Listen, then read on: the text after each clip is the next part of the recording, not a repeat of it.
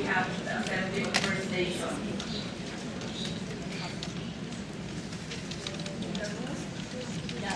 You have the floor, sir. Tanishka maintenant. Thank you, Madam Chairperson.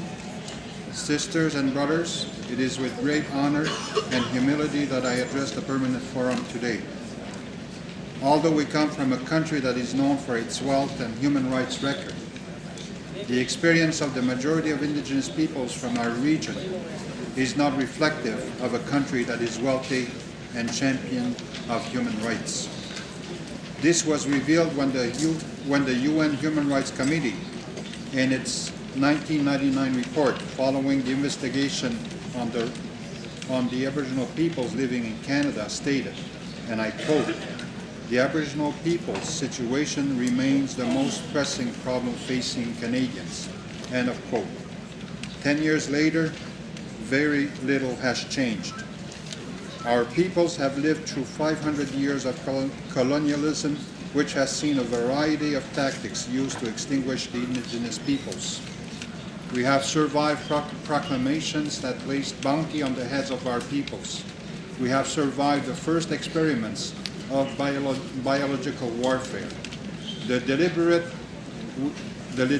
spreading of disease. We have survived the removal of our children to residential schools for the specific purpose of destroying the indigenous person and spirit. What should we understand when a country, during its most economically productive years, experiencing billions in surpluses year after year, did nothing for indigenous people but except to maintain the poor economic and social conditions in our communities? Furthermore, the actions of the government of Quebec to implement laws that permanently remove indigenous children from their communities, despite being clearly advised of the negative impacts, are not actions that reflect concern for human rights. The continued actions by Quebec and Canada to ignore the fundamental rights of indigenous peoples and the continued colonization of unceded indigenous territories without respect of their own due process established by the Proclamation of 1763 are actions against the UN Declaration on the Rights of Indigenous Peoples.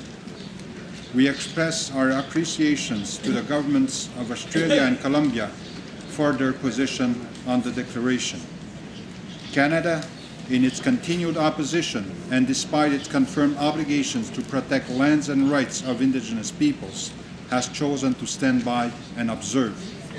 The Canadian justice system has established laws requiring that indigenous peoples must meet several non-indigenous tests to demonstrate their rights to lands where indigenous peoples have lived in harmony and exercised their sovereignty for thousands of years. It is perverse. A justice system that continues to display a total lack of concern for the murder and disappearance of over 500 Aboriginal women is a serious concern.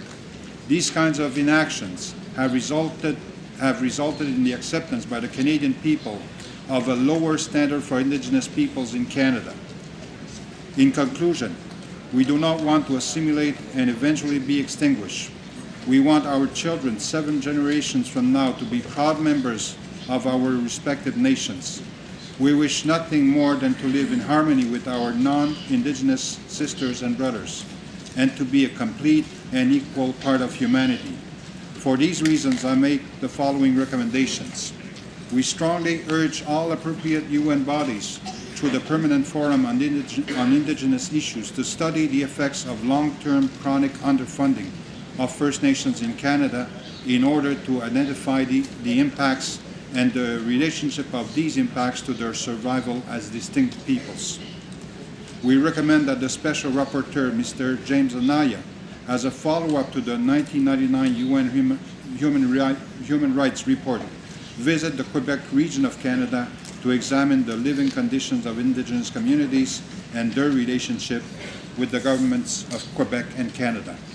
Thank you, Madam Chairperson. Thank you very much, Mr. Ghislain Picard, who is calling on behalf of the Assembly of First Nations. I would like to give now the